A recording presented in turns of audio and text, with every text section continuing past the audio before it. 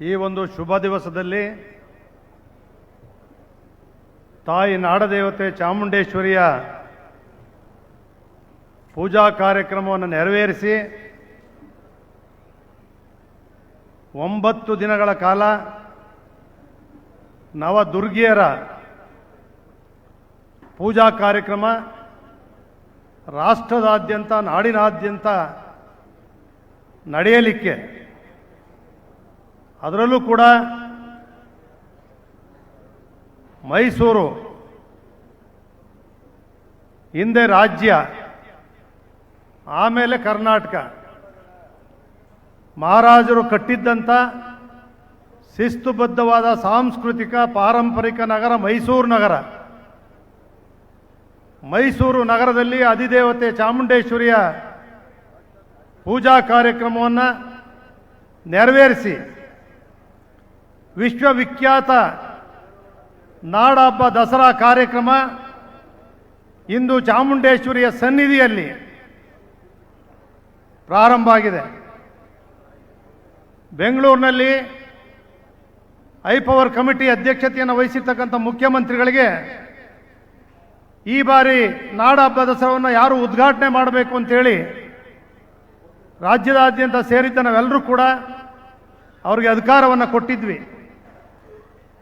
ಅವರು ಸರಿಯಾದ ಯೋಚನೆಯನ್ನು ಮಾಡಿ ಹಂಪ ನಾಗರಾಜಯ್ಯನವರು ಹಿರಿಯ ಸಾಹಿತಿಗಳು, ಯಾವುದೇ ಒಂದು ಕಾಂಟ್ರವರ್ಸಿ ಇಲ್ಲದೆ ಅಂಥವರ ಕೈಯಿಂದ ಈ ನಾಡ ದೇವತೆ ಚಾಮುಂಡೇಶ್ವರಿ ಸನ್ನಿಧಿಯಲ್ಲಿ ಉದ್ಘಾಟನೆ ಮಾಡಬೇಕು ಅಂತೇಳಿ ಮಾಡಿಸಿದ್ದಾರೆ.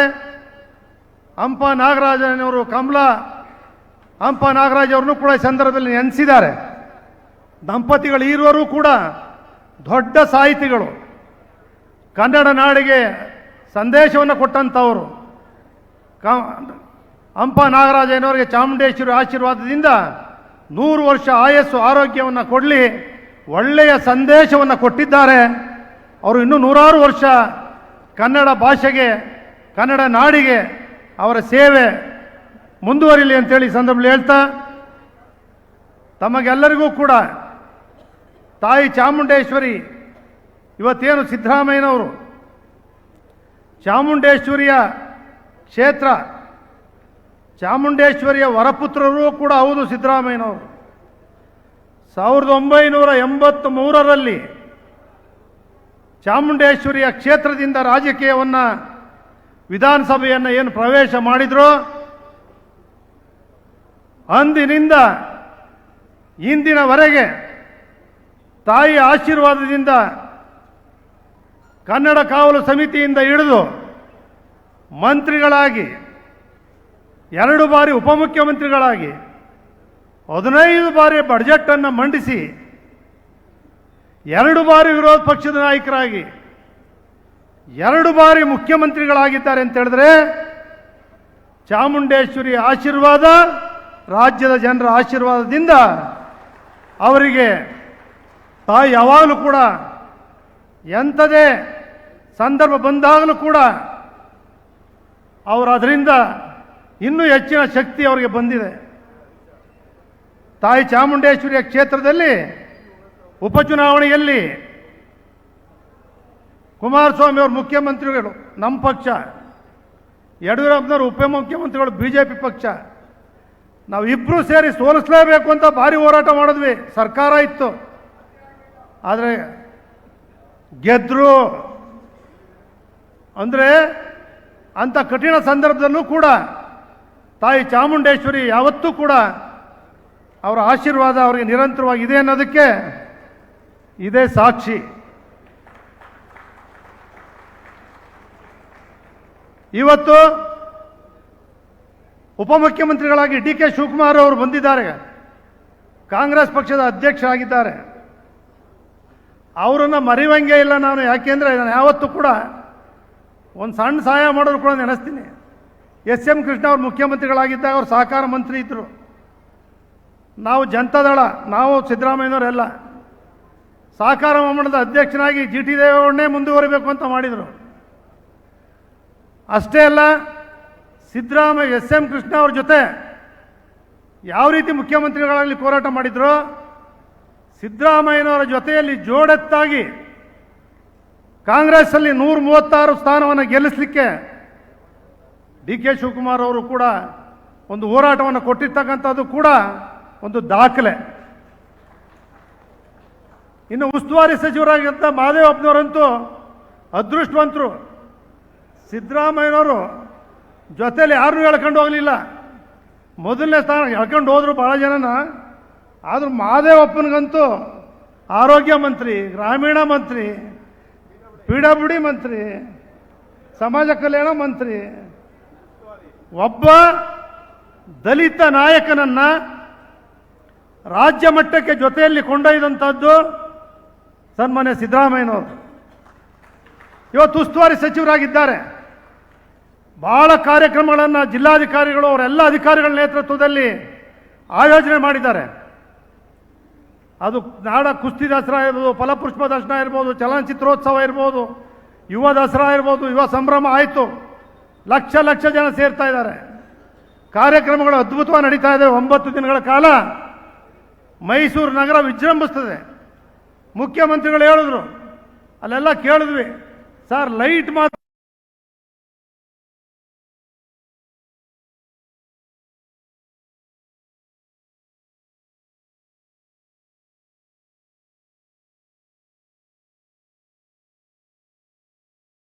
ಸ್ವಲ್ಪ ದಸರಾ ಮುಗಿದು ಕೂಡ ಬರ್ತಾರೆ. ಅದು ಮುಗಿದ ಮೇಲೂ ನಗರದಲ್ಲಿ ವಿದ್ಯುತ್ ಶಕ್ತಿ ಲೈಟ್ ಆದೇಶವನ್ನು ಕೂಡ ಕೊಟ್ಟಿದ್ದಾರೆ 21 ದಿನಗಳ ಕಾಲ. ಆ ರೀತಿ ಯಶಸ್ವಿಯಾಗಿ ಮಾಡ್ತಾ ಇದ್ದಾರೆ. ಆದರೆ ಇವತ್ತು ಇನ್ನೂ ಸ್ವಲ್ಪ ಶಕ್ತಿ ಮೀರಿ ಮಾಡಬೇಕಾಗಿತ್ತು, ಇವತ್ತು ಸ್ವಲ್ಪ ಕಡಿಮೆ ಆಗಿದೆ. ಅದೇ ರೀತಿ ಅವ್ರ ಜೊತೆ ಕನ್ನಡ ಕಲ್ಚರ್ ಮಿನಿಸ್ಟರ್ ಶಿವರಾಜ್ ತಂಗಡಿ ಅವರು ಕೂಡ ಬಂದಿದ್ದಾರೆ. ಅವರು ಪ್ರೋತ್ಸಾಹ ಕೊಡ್ತಾ ಇದ್ದಾರೆ. ಹಿರಿಯರಾದಂಥ KH ಮುನಿಯಪ್ಪನವರು ಬಂದಿದ್ದಾರೆ. ನಮ್ಮ HK ಪಾಟೀಲ್ರು ಬಂದಿದ್ದಾರೆ. ಅದರಲ್ಲೂ HK ಪಾಟೀಲ್ರು ಕಾನೂನು ಜೊತೆಗೆ ಪ್ರವಾಸೋದ್ಯಮ ಖಾತೆ ಸಚಿವರು ಇದ್ದಾರೆ. ಮೈಸೂರು ಇರ್ತಕ್ಕಂಥ ಪ್ರವಾಸೋದ್ಯಮದ ಅವಕಾಶ ಮೈಸೂರಿನ ಅರಮನೆ ಇರ್ಬೋದು, KRS ಇರ್ಬೋದು, ನಾಗರೋಳ ಇರ್ಬೋದು, ಬಂಡೀಪುರ ಇರ್ಬೋದು, ನಿಮಗೆ ನಿಮ್ಮ ಸರ್ಕಾರದಲ್ಲಿ ಸಿದ್ದರಾಮಯ್ಯನವರ ನೇತೃತ್ವದ ಸರ್ಕಾರದಲ್ಲಿ ಅಭಿವೃದ್ಧಿಯನ್ನು ಪಡಿಸ್ತಕ್ಕಂಥ ವಿಪುಲವಾದಂಥ ಅವಕಾಶಗಳಿದ್ದಾವೆ. ಅವರಾಗಲೇ ಅಧ್ಯಯನವನ್ನು ಕೂಡ ಮಾಡಿದ್ದಾರೆ. ಅದನ್ನು ಮಾಡಬೇಕು ಅಂತೇಳಿ ಮನವಿಯನ್ನು ಕೂಡ ಮಾಡ್ತೇನೆ. ನಮ್ಮ ಪಿರಿಯಾಪಟ್ಟಣದ ಕ್ಷೇತ್ರ ಶಾಸಕರಾಗಿ, ಮಂತ್ರಿಗಳಾಗಿ ಚಾಮರಾಜನಗರ ಜಿಲ್ಲಾ ಉಸ್ತುವಾರಿ ಸಚಿವರಾದಂಥ ಸನ್ಮಿತ್ರ ಅಂತ ವೆಂಕಟೇಶ್ ಅವರು ಕೂಡ ಇದ್ದಾರೆ. ಎಲ್ಲರೂ ಮೊದಲಿಂದ ಕೂಡ ಸಿದ್ದರಾಮಯ್ಯನ ಜೊತೆ ಜೋಡೆತ್ತುಗಳಾಗಿ ಜೊತೆಯಲ್ಲಿದ್ದಾರೆ. ವೇದಿಕೆ ಮೇಲೆ ತನ್ವೀರ್ ಸೇಠ್ ಸಮೇತವಾಗಿ ಎಲ್ಲ ಹಿರಿಯ ಶಾಸಕರುಗಳು, ರಾಜ್ಯದ ಹಲವಾರು ನಿಗಮದ ಅಧ್ಯಕ್ಷರುಗಳು, ವಿಧಾನ ಪರಿಷತ್ನ ಸದಸ್ಯರುಗಳು, ಪ್ರಾಧಿಕಾರದ ಅಧ್ಯಕ್ಷರುಗಳು, ನಮ್ಮ ಜಿಲ್ಲೆಯ ಜಿಲ್ಲಾಧಿಕಾರಿಗಳು, ಅವ್ರ ಕಮಿಷನರ್ ಇರ್ಬೋದು, IG ಇರ್ಬೋದು, CO ಇರ್ಬೋದು, ಇವರೆಲ್ಲರ ತಂಡವನ್ನು ಕಟ್ಕೊಂಡು ಯಶಸ್ವಿಯಾಗಿ ಜಿಲ್ಲಾಧಿಕಾರಿ ಉತ್ತಮವಾದಂಥ ಒಳ್ಳೆಯ ಅಧಿಕಾರಿ ಇದ್ದಾರೆ. ನಗರ ಪಾಲಿಕೆಯನ್ನು ಅತ್ಯಂತ ಯಶಸ್ವಿಯಾಗಿ ಕೊಂಡೊಯ್ದಂಥವರು ಲಕ್ಷ್ಮೀಕಾಂತ್ ರೆಡ್ಡಿ ಅವರು. ಅಚ್ಚುಕಟ್ಟಾಗಿ ವ್ಯವಸ್ಥಿತವಾಗಿ ದಸರಾ ಕಾರ್ಯಕ್ರಮ ನಡೆಯುತ್ತೆ.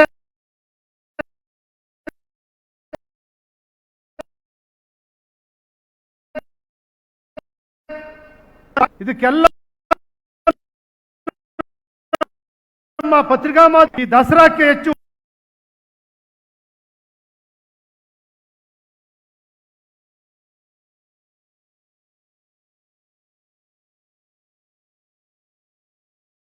ಒತ್ತನ್ನು ಕೊಡಬೇಕು ಅಂತೇಳಿ ಮನವಿ ಮಾಡ್ತೀನಿ. ಒಂದ್ ಕಡೆ ಮೀಡಿಯಾ ಮಾಧ್ಯಮ ಏನಿದೆ ಇವತ್ತು, ನಿಮ್ಮ ಹಿಂದಿನ ನೋಡಿಲ್ವೋ, ಅದನ್ನ ಅಂಬಾನವ್ರು ಹೇಳಿದ್ರು, ಅದನ್ನ ನೋಡ್ತಕ್ಕಂಥದ್ದೇ ಆಗಿದೆ.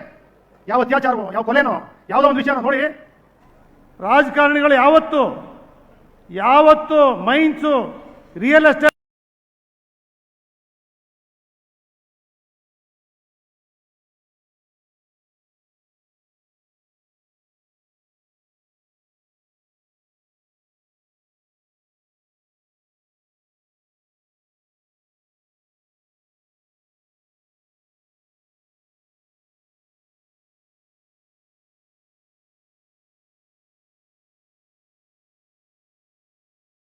ಪ್ರವೇಶ ಮಾಡ್ತೋ ಅಂದ್ರೆ ಇದೊಂದು ದೊಡ್ಡ ಆಶ್ಚರ್ಯ.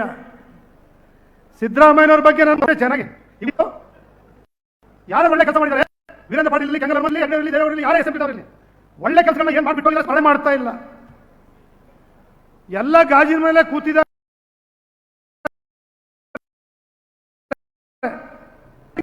ಬಿಜೆಪಿ ಅಶೋಕ್ ಅವರು ಇರುವಂಗಿಲ್ಲ, ಜನತಾದಳ ಇರುವಂಗಿಲ್ಲ, ಕಾಂಗ್ರೆಸ್ ಇರುವಂಗಿಲ್ಲ. FIR ವಿದ್ಯಾರ್ಥಿಗೆ ರಾಜೀನಾಮೆ ಕೊಡಬೇಕು ಅಂದ್ರೆ ಸಿದ್ದರಾಮಯ್ಯ ಅನಿರೀಕ್ಷಿತ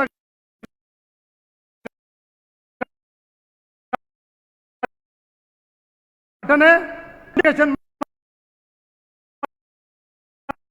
ರಾಜ್ಯಪಾಲರು ಹೇಳಿದ್ರೆ ಸರಿಯಾಗಿದೆ ಅಂತೇಳಿ ಅಂತ ಹೇಳಿದ್ರು.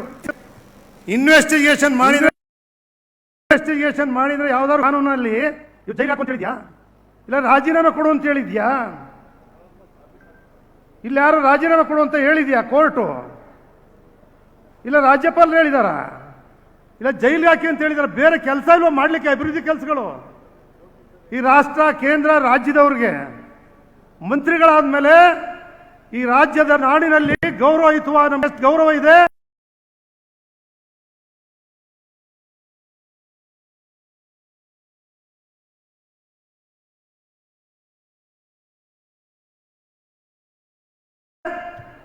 ಮಾಡ್ಬಿಟ್ಟಿದ್ದಾರೆ. ಬಿಡಿ ರಾಜೀನಾಮೆಯ ಕುಮಾರಸ್ವಾಮಿ 2 ಲಕ್ಷ ಕೋಟಿಗಿಂತ ಕೊಟ್ಟಿದ್ದಾರೆ. ಸಿದ್ದರಾಮಯ್ಯದವರು 136 ಜನ DK ಗೆದ್ದಿದ್ದಾರೆ.